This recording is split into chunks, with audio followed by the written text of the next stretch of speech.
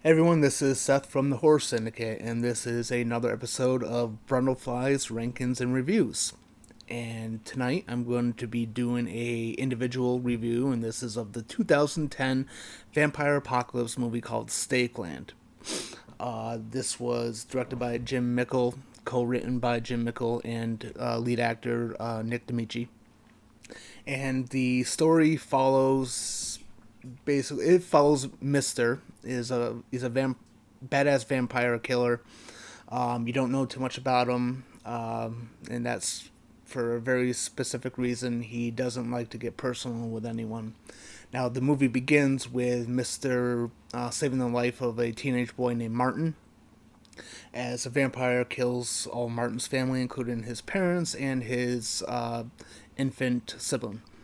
As a Martin's father asks Mister to save Martin, and so Mister takes Martin as a protege and tries to teach him how to survive in this new apocalyptic world that he refers to as Stakeland. And so the movie follows these two as they travel cross country, heading south to north, heading to Canada for a place called New Eden, which they believe is a safe place where there's very little vampire activity because vampires do not like the cold.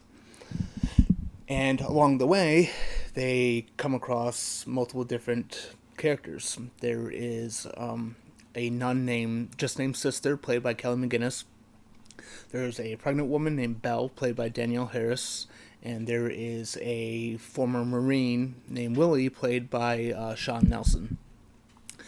And as they kind of form their own sort of little family, they have to survive not only the savage vampires, but they also have to survive from a ultra religious cult group called the Brotherhood, led by Jebediah Lovin, played by Michael Severus. I don't know if I said his last name right.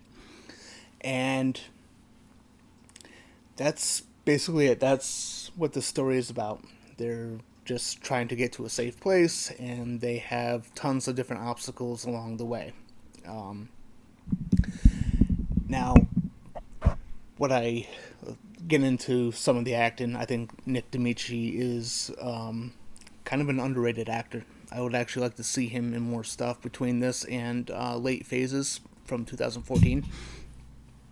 I think he's a good actor. He's got good range, and he can definitely play this badass guy. Connor Palo as Martin. He's pretty good in it. The movie is kind of told through Martin's perspective as he narrates the movie. Daniel Harris is good. Kelly McGillis is good. Sean Nelson is good. Even Michael Severus as Jebediah is good. He's the type of villain that you would kind of want to punch in the face just on principle. So the acting, I think, is pretty solid all the way through. I think this is a well-directed movie.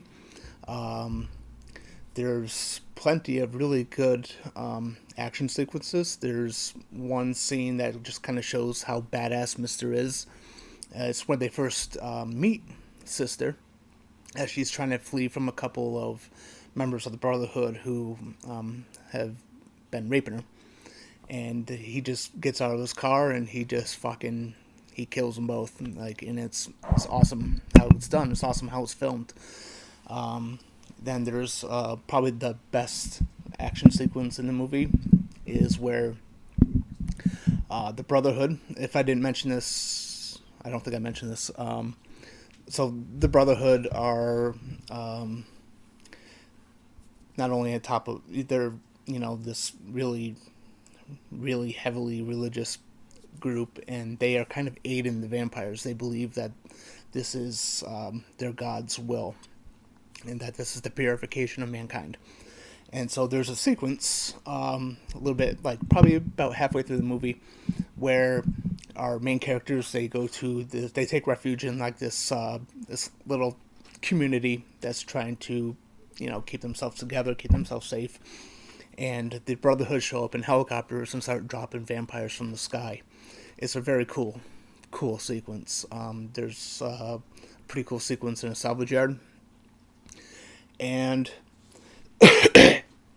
as a horror movie and as an apocalyptic movie, naturally, not every character lives, and so these characters kind of start getting taken out one by one, and it's kind of a shame because, particularly with the character of Willie, played by Sean Nelson, I don't think he got quite enough to do. He did have a couple cool moments, but ultimately, I would have liked to see him last a little bit longer than he did. And I think probably my only negative is kind of like the resolution was a little bit, it felt a little bit rushed.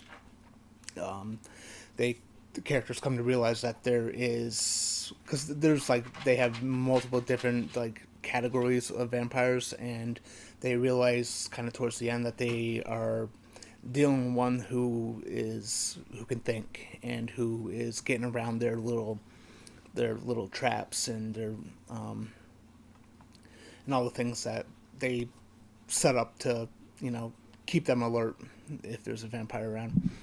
And I just felt like it just kind of it just felt a little too, it was kind of over pretty quickly. I would have liked to have seen a little bit more in the end. The narration I didn't think was necessary, but it wasn't awful. It wasn't like the narration in George Romero's Diary of the Dead, which was awful. But this movie could have done without it. But it is, I have to say, I personally love this movie. I feel like it's a movie that it does get some love on the internet, but I feel like it deserves a lot more love than what it gets, and I think it needs to be seen by a lot more people. So if you haven't seen this, you should definitely check it out. It's worth seeing. There is even a sequel, which I'm going to I'll do a review for shortly, which is it's an inferior film, but both films are kind of fun to watch, and especially if you like the apocalyptic type stuff. It does have the kind of apocalyptic type feeling, like The Walking Dead. But this movie, I believe, came out the same year that the Walking Dead TV show premiered as well, so it wasn't influenced by that. It was just, it's got its zombie movie feeling to it, but with vampires instead. I really like the characters. I liked some of the action sequences, and this is not a play it safe horror movie either. This is a movie where it doesn't matter if you're a child, if you're a pregnant woman, it doesn't matter if you're a nun, it doesn't matter what your values are. Vampires get you, you're fucked. And that's what I like about this movie. So it's definitely worth a watch. You should check it out. And yeah, stay tuned. I'm going to be doing a review for Late Phases, another movie with Nick D'Amici. I think it's from the same production company as Stakeland. I'm going to be doing that next, and then I'll be doing a review of Stakeland 2. So if you like this video, hit the thumbs up button. Don't forget to subscribe. Comment with what you think of this movie. Did you like it? Do you hate it? Are you indifferent to it? Just let us know. If you didn't like this video, be sure to hit the thumbs down button and leave a negative Nancy comment in the comment section below. So anyway, my name is Seth. This has been BrundleFly's Rankings and Reviews, and until next time, good night, fuckers.